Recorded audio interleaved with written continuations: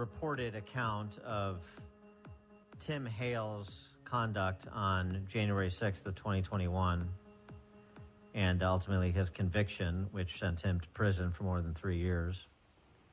Former Army reservist and security guard at a naval weapons station, found guilty on all counts. Prosecutors portray Timothy Hale Cusinelli of New Jersey as an extremist who hoped for a second civil war.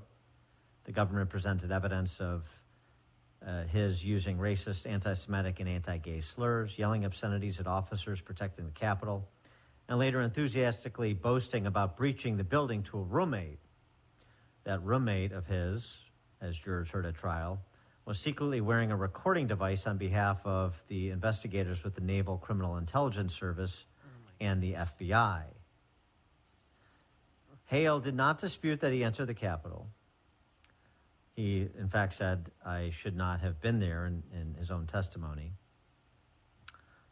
He sort of pled ignorance about his presence there and the idea that he was potentially disrupting an official proceeding. He was not charged with assaulting police or causing property damage. He also, it was sort of conceded that he did not travel to Washington with any specific goal of storming the Capitol, let alone disrupting the electoral count. He didn't even realize that the Capitol was where Congress met, he said. All right, well, let's talk, these complicated, some of these cases are complicated, and sometimes defendants aren't always sympathetic, and this is where the rule of law becomes even more important. Tim Hale, 33-year-old Army Reserve veteran who was recently released from jail after spending, nearly 3 years incarcerated on J6. Tim Hale, thanks for joining us. Appreciate it. Absolutely. Thank you for having me. Good morning. So that's like the official Beltway media account of what transpired, what you did on Jan 6th, and then a sort of a summary of the trial and the result of that trial. Give us your version of events in terms of why you went to J6 and what you did on that day. Sure. So, as I'm sure you or any of your listeners know, the official narratives around January 6th are jaundiced accounts, to say the least. The reason I went to the Capitol, or broadly we'll say Washington, D.C., was so that I could hear a Trump speech. This was theoretically going to be the beginning of a second term if he pulled a rabbit out of a hat, or it was going to be the last major speech of his presidency. And so I wanted to be there for a major historical event. I wanted to be there to support a president that I voted for. And I wanted to be there as a citizen. So I went there in a suit and a tie. I got there, blasted down the road for 4 hours from New Jersey. I worked overnights as a security officer, so I was rabbiting, and it really was not something I was expecting to happen the way it did. If you look up the Stop the Steal rallies from the months before, why would you expect otherwise, So I didn't know there was going to be anything going down at the Capitol building. I didn't even know there was going to be a march down there. I just assumed it was going to be, Trump's thing at the Ellipse, and that was it. But when people got down there, I have cell phone video showing people were peaceful. And this is why, certain people like me were held without bond. It wasn't for the reasons they made up. It was because they didn't want the evidence getting out to the public. And so there were barriers that were knocked down a half hour before I showed up. There were people knocking barriers over before Trump finished his speech. And so when people like me got to the Capitol building, we poured through an area that was supposed, quote unquote, unauthorized, but most people didn't know that. And instead of an audible warning like, hey, this is a restricted zone, you have to leave, the Capitol Police, and I believe a lot of them were just doing their job, but the Capitol Police were unprepared and they didn't know what they were doing. So instead of that, they attacked the crowd. And most people don't know this. There were agitators in the crowd as well.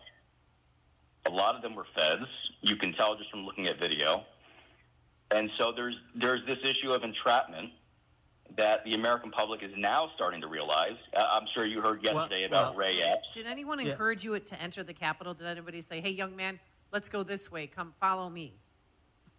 No. And in fact, this is what's so disturbing about January 6th is it's normalized Brady violations.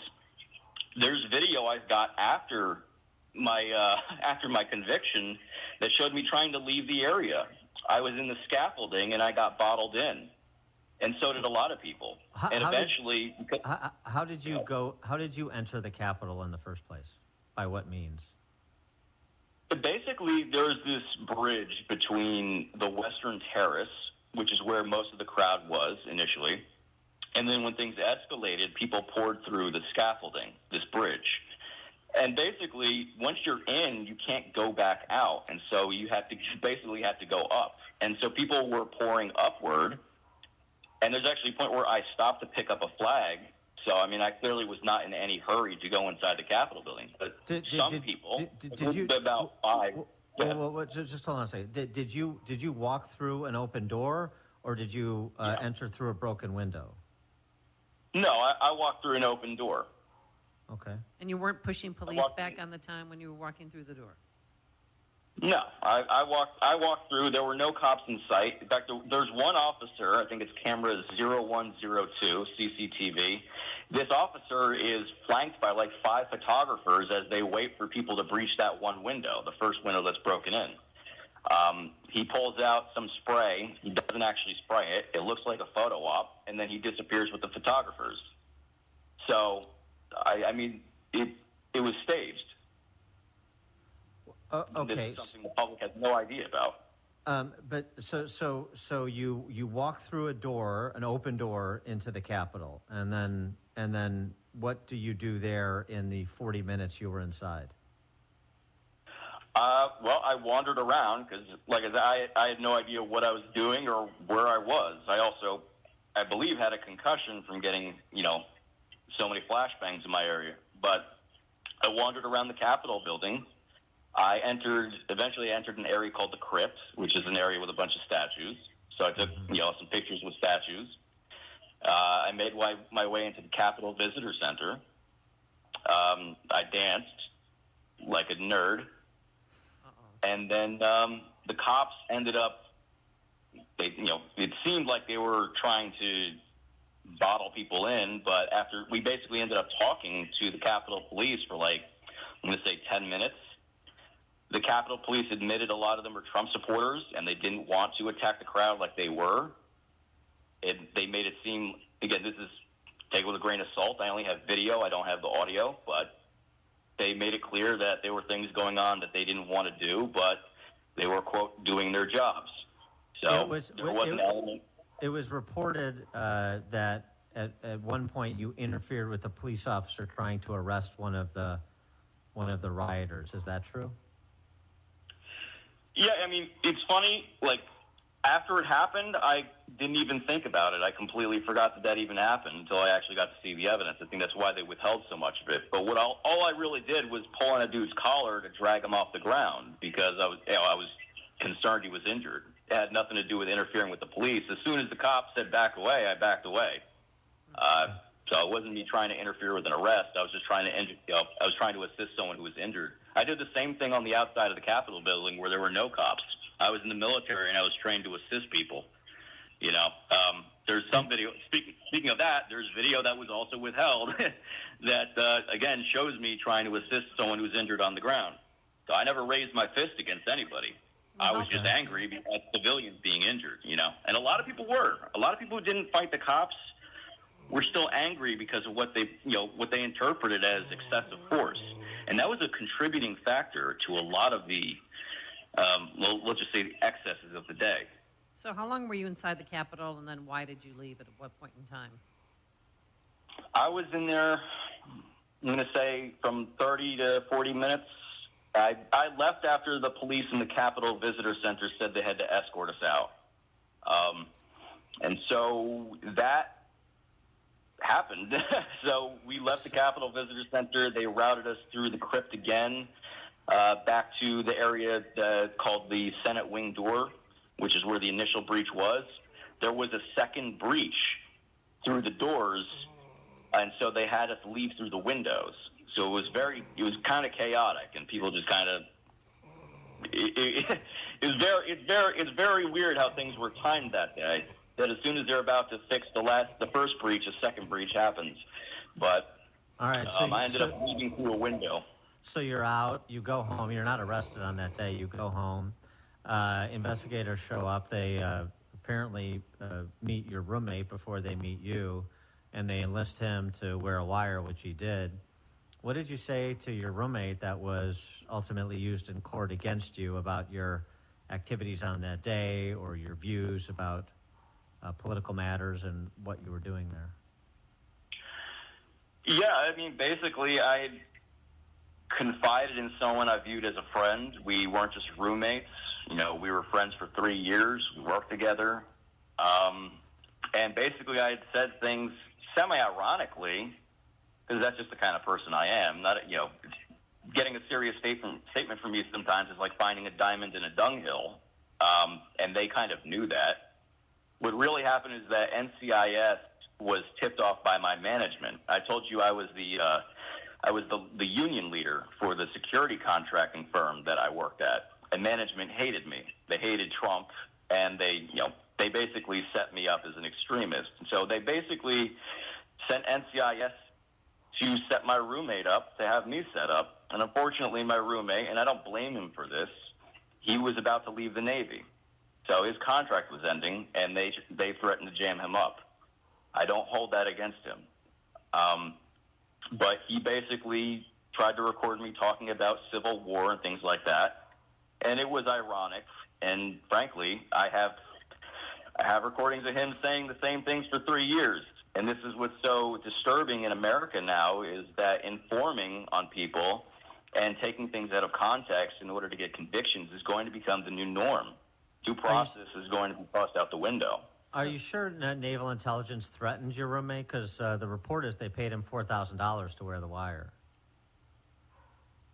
I don't think personally, I think that's a distinction without a difference. I think that they probably bribed him a little. It's an inducement. Yeah, perhaps. Yeah, I mean, it's a shame, but I mean, again, they tried similar things with some coworkers. A lot of my coworkers tried to tip me off about certain things, but it's very clear that a lot of people who were close to me were threatened with getting fired and getting punished if they even came out in my defense.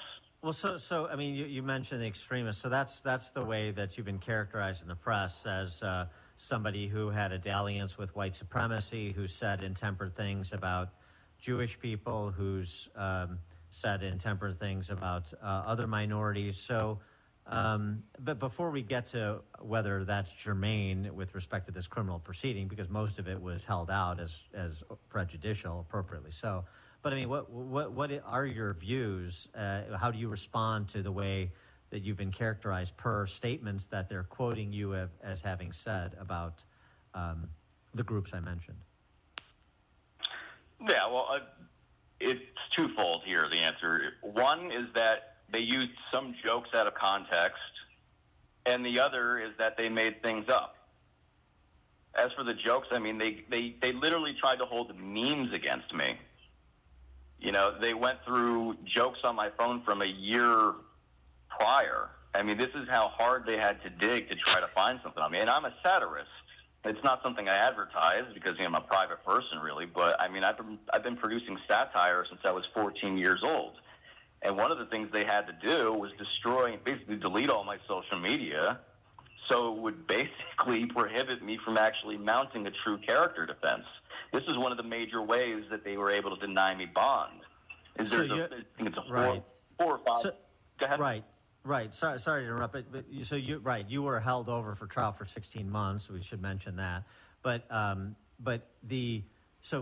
again, you are not. I'm not putting words in your mouth. I'm asking. You do not consider yourself a white supremacist. You have no animus that is race or ethnicity based against any particular group. Is that what you're saying?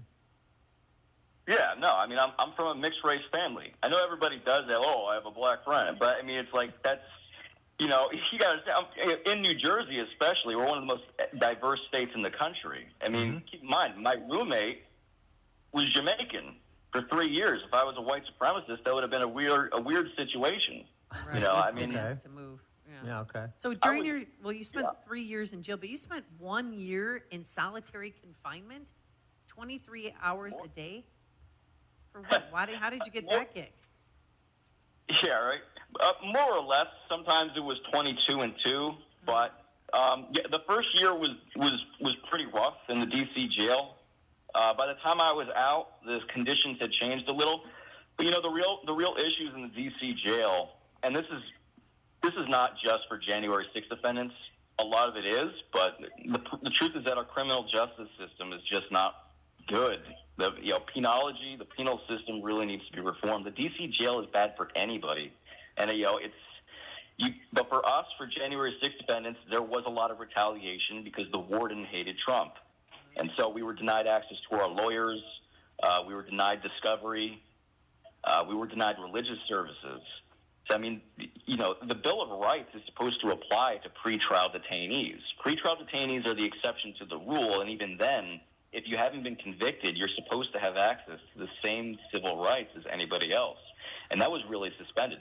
January 6th, people might not have liked that day, but the precedents that were set legally should be horrifying to any American citizen who values the Bill of Rights or the 14th Amendment. Right. How would you characterize what happened to you? I mean, this business of you being some sort of extremist or white supremacist, most of it was held out, but it seems to me, and of course I wasn't there, that there were insinuations or statements made by prosecutors that would lead the jury to believe that you were somebody who was extreme or had racist views. So I guess my first question is, did that happen during the trial? Absolutely. And it did. This is despite So then my second question. The judge's